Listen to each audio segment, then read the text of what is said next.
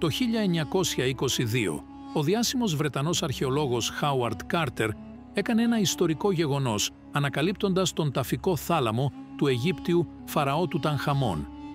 Εκείνη την εποχή είχαν διεξαχθεί αρχαιολογικές μελέτες στην περιοχή για πολλά χρόνια και είχε επιτευχθεί ο ταφικός θάλαμος πολλών Φαραώ. Ωστόσο, ο ταφικός θάλαμος του Τουτανχαμών ήταν ο πιο μεγαλοπρεπής μεταξύ εκείνων που είχαν ανακαλυφθεί μέχρι τότε. Η τοποθεσία του τάφου του είχε αποτρέψει τους πλιατσικολόγους από το να κλέψουν τα τιμαλφή που ήταν θαμμένα μαζί του για χιλιάδες χρόνια. Με αυτόν τον τρόπο, τα τιμαλφή του Τουτανχαμών κατάφεραν να ανακαλυφθούν στην αρχική τους κατάσταση περίπου 3.300 χρόνια μετά το θάνατό του. Ας ρίξουμε μια ματιά στα υπάρχοντα του Τουτανχαμών και ας προσπαθήσουμε να μάθουμε γι' αυτόν. Το πρώτο από αυτά τα αντικείμενα ήταν η μάσκα θανάτου του βασιλιά, που ήταν φτιαγμένη από χρυσό. Η μάσκα απεικόνιζε τον Τουτανχαμών ως ήρεμο, ισχυρό και με αυτοπεποίθηση. Στο κεφάλι του ήταν τοποθετημένες οι φιγούρες της κόμπρας που συμβόλιζαν την κυριαρχία της κάτω Αιγύπτου και οι φιγούρες του αλόγου πατέρα που συμβόλιζαν την κυριαρχία της άνω Αιγύπτου. Τα μάτια ήταν κατασκευασμένα από οψιδιανό και χαλαζία, ενώ τα υπόλοιπα μάτια ήταν καλυμμένα με χρυσό και πολύτιμους λίθους. Η μάσκα θανάτου του Τουτανχαμών γοήτευσε όλους τους παρευρισκόμενους, ιδίως τον Βρετανό αρχαιολόγο Χάουαρντ Κάρτερ. Ένα άλλο ενδιαφέρον αντικείμενο που βρέθηκε στον ταφικό θάλαμο ήταν ο επίχρυσος θρόνος του Τουτανχαμών. Δεδομένου ότι οι περισσότεροι αρχαίοι Αιγύπτιοι κάθονταν στο πάτωμα ή σε χαμηλά σκαμιά, οι καρέκλες αποτελούσαν ένδειξη πλούτου και δύναμης.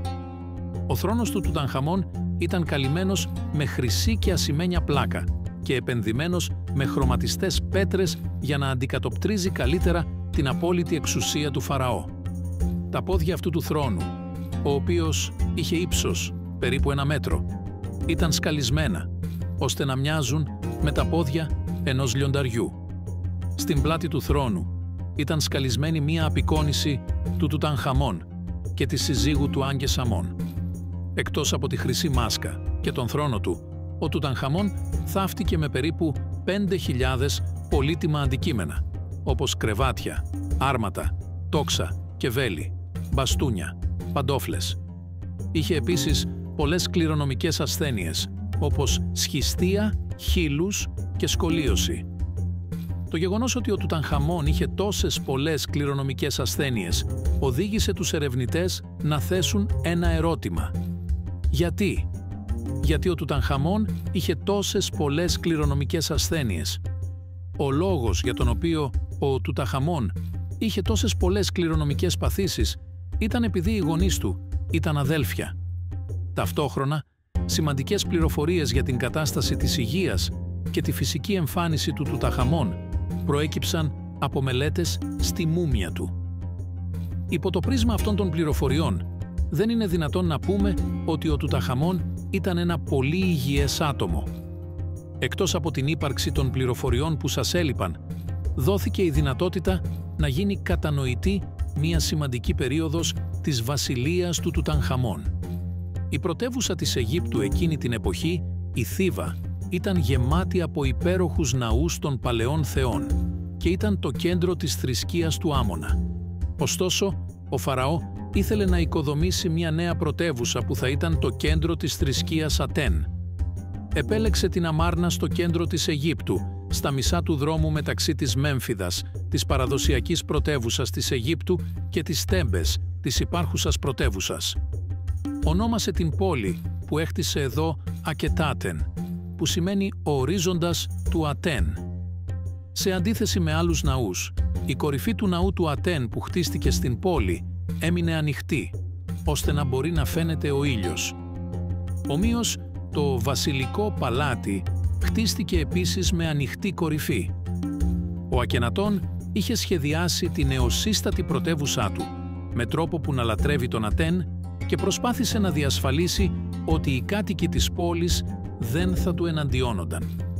επειδή γνώριζε την οργή του λαού εναντίον του.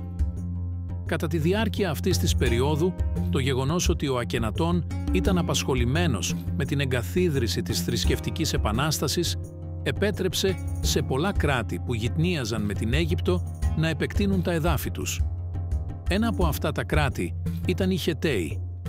Εκμεταλλευόμενοι αυτή την ταραχώδη κατάσταση στην Αίγυπτο, οι Χετταίοι εισέβαλαν στο βασίλειο Μιτάνη, το οποίο ήταν σύμμαχος των Αιγυπτίων. Παρόλο που ο βασιλιάς Μιτάνη ζήτησε βοήθεια από τον Ακενατών, η συγκεχημένη κατάσταση της χώρας τον εμπόδισε να τολμήσει να εγκαταλείψει την Αίγυπτο. Ο γιος του Ακενατών, ο Τουτανχαμών, γεννήθηκε σε ένα τέτοιο ταραγμένο πολιτικό περιβάλλον το έτος 1341 π.Χ. Το πραγματικό του όνομα ήταν Τουτανκατέν.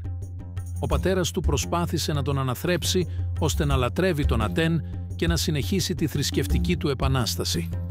Όταν πέθανε ο Ακενάτεν, ο γιος του Τουτανκάτεν ανέβηκε στο θρόνο της Αιγύπτου. Ωστόσο, ήταν μόλις 9 ετών. Δεδομένου ότι ανέβηκε στο θρόνο ως παιδί, ο Βεζίρης Άι είχε σημαντική επιρροή στις περισσότερες αποφάσεις του. Ως αποτέλεσμα της διαπαιδαγώγησης του Άι, συνειδητοποίησε ότι η θρησκευτική επανάσταση που προσπάθησε να κάνει ο πατέρας του δεν ήταν δημοφιλής στον λαό και τους ευγενείς. Ως εκ τούτου, εγκατέλειψε τη θρησκεία που έφερε ο πατέρας του και αποφάσισε να επιστρέψει η Αίγυπτος στην παλιά της πίστη. Ο Τουτανκάτεν άλλαξε πρώτα το όνομά του σε Τουτανκαμούν. Στη συνέχεια έδωσε πίσω τα προνόμια στους ιερείς του Αμούρ. Αποκατέστησε τους ναούς του Άμωνα που είχαν καταστραφεί από τον πατέρα του και μάλιστα έχτισε νέους ναούς του Άμωνα. Αυτές οι συμπεριφορές τον οδήγησαν στο να θεωρηθεί σωτήρας από τον λαό και τους ευγενείς, παρά τον νεαρό της ηλικίας του. Σε αντίθεση με τον πατέρα του, οι άνθρωποι ένιωθαν ευγνωμοσύνη απέναντί του αντί για φόβο και θυμό.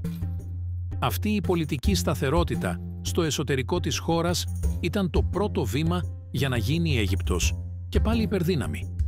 Έπρεπε να παραμείνει στο θρόνο για μεγάλο χρονικό διάστημα για να αποκαταστήσει τη ζημιά που είχε κάνει ο πατέρας του στην Αίγυπτο.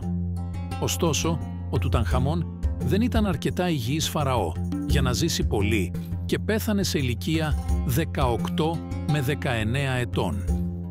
Αν και δεν υπάρχουν πληροφορίες για τον θάνατο του Τουτανχαμών, οι αναλύσεις έχουν οδηγήσει σε διάφορες απόψεις. Η πρώτη από αυτές είναι ο ισχυρισμός ότι ο Τουτανχαμών μπορεί να έπεσε θύμα δολοφονίας. Το γεγονός ότι ο νεαρός φαραώ περιβαλλόταν από φιλόδοξους αυλικούς υποδηλώνει ότι ίσως ήθελε να σκοτωθεί χωρίς να αφήσει κληρονόμο. Ωστόσο, πολλοί επιστήμονες πιστεύουν ότι η βλάβη στο κρανίο του Τουτανχαμών μπορεί να προκλήθηκε κατά την αφαίρεση της μούμιας ή κατά τη διαδικασία της μουμιοποίησης. Μία άλλη άποψη είναι ότι ο Τουτανχαμών μπορεί να πέθανε πέφτοντας από το άρμα του. Τα τραύματα που εντοπίστηκαν στη μούμια του Τουτανχαμών υποστηρίζουν αυτούς τους ισχυρισμούς. Ειδικά οι γενετικές του διαταραχές τον είχαν καταστήσει αρκετά αδύναμο. Για το λόγο αυτό υπάρχουν επίσης απόψεις ότι ο Τουτανχαμών μπορεί να πέθανε πρόωρα επειδή γεννήθηκε από γάμο εντός της οικογένειας. Ωστόσο, το ερώτημα για το τι ακριβώς προκάλεσε τον θάνατο του Τουτανχαμών είναι ακόμη άλυτο. Ο Τουτανχαμών πέθανε τόσο νωρίς από το αναμενόμενο που η κατασκευή του ταφικού θαλάμου δεν είχε ακόμη ολοκληρωθεί. Σύμφωνα με την Αιγυπτιακή παράδοση, οι Φαραώ έπρεπε να ταφούν μέσα σε 72 ημέρες μετά το θάνατό τους. Όμως, η κατασκευή του τάφου του Τουτανχαμών δεν φαίνεται να είχε ολοκληρωθεί μέσα σε αυτό το χρονικό διάστημα. Ως εκ τούτου, η μούμια του Τουτανχαμών και τα τιμαλφή του θαύτηκαν σε έναν άλλο ταφικό θάλαμο που είχε κατασκευαστεί όχι για αυτόν, αλλά για έναν άλλο ευγενή. Αν και αυτό ήταν ατυχές για τον Τουτανχαμών, η ταφή του σε έναν σχετικά ταπεινό ταφικό θάλαμο επέτρεψε στον τάφο του να διαφύγει από την προσοχή των πλιατσικολόγων. Έτσι, η μούμια του και τα υπάρχοντά του παρέμειναν άθικτα για περίπου 3.300 χρόνια. Και μετά την ανακάλυψη, το όνομα του Τουταγχαμών έγινε γνωστό σε όλο τον κόσμο. Ο Τουταγχαμών απέκτησε 2 κόρες πριν από τον θάνατό του, αλλά και οι 2 πέθαναν σε βρεφική ηλικία, λόγω κληρονομικών ασθενειών. Μετά το θάνατό του, η διακυβέρνηση της Αιγύπτου αφέθηκε στη σύζυγό του Άγκεσαναμούν. Ωστόσο, ήταν πολύ δύσκολο για την Άγκεσαναμούν να παραμείνει στον Αιγυπτιακό θρόνο χωρίς διάδοχο. Ειδικά ο Βεζίρης Άι ήθελε να την παντρευτεί και να γίνει ο νέος Φαραώ της Αιγύπτου. Κατά τη διάρκεια αυτής της περίοδου, εστάλει επιστολή στον βασιλιά του Χιντίτ, εκ μέρους της συζύγου του αποθανόντος Αιγύπτιου βασιλιά. Οι εικασίες των ιστορικών σχετικά με το ποιος μπορεί να ήταν ο κάτοχος αυτής της επιστολής επικεντρώνονται σε 2 άτομα. Το πρώτο από αυτά είναι η Νεφερτίτη, η σύζυγος του Ακενατών. Η δεύτερη είναι η Άγκεσεναμούν, η σύζυγος του Τουταγχαμών. Καμία από τις 2 βασίλισσες δεν είχε γνωστό γιο. Ωστόσο, παρόλο που η Νεφερτίτη δεν είχε γιο, υπήρχε ένας υποψήφιος που θα μπορούσε να παντρευτεί. Θα μπορούσε να παντρευτεί τον Τουταγχαμών, γιο του συζύγου της από άλλη γυναίκα. Για την Άγκεσαμούν δεν υπήρχε υποψήφια σύζυγος από την καταγωγή του Φαραώ. Σε αυτή την περίπτωση φαίνεται πιο πιθανό να έγραψε η Άγκεσεναμούν αυτή την επιστολή. Ο βασιλιάς των Χεταίων, ο οποίος έλαβε την επιστολή, εξεπλάγει από την πρόταση γάμου της Αιγύπτιας βασίλισσας. Διότι η προσφορά αυτή σήμαινε ότι η Αίγυπτος θα μπορούσε εύκολα να κατακτηθεί χωρίς καμία προσπάθεια. Ο βασιλιάς βρήκε την επιστολή ύποπτη. Έστειλε μία αντιπροσωπεία απεσταλμένων στην Αίγυπτο για να βεβαιωθεί ότι οι Αιγύπτιοι δεν του έκαναν φάρσα. Όταν οι απεσταλμένοι επιβεβαίωσαν ότι ο Φαραώ ήταν όντως νεκρός, ο βασιλιάς των Χεταίων έστειλε τον γιο του Ζανάντζα να καταλάβει τον θρόνο της Αιγύπτου. Όμως τα πράγματα δεν πήγαν όπως ήλπιζαν και οι 2 πλευρές. Ο Ζανάντζα δολοφονήθηκε στο ταξίδι του για να καθίσει στον Αιγυπτιακό θρόνο. Η δολοφονία αυτή πιθανώς έγινε από τους Αιγύπτιους ευγενείς που δεν ήθελαν να γίνει Φαραώ της Αιγύπτου ένας ξένος βασιλιάς. Η δολοφονία του γιου του βασιλιά των Χεταίων ξεκίνησε μια μεγάλη εχθρότητα μεταξύ Αιγύπτου και Χεταίων και ήταν η αρχή της επώδυνης διαδικασίας που οδήγησε στη μάχη του Καντές.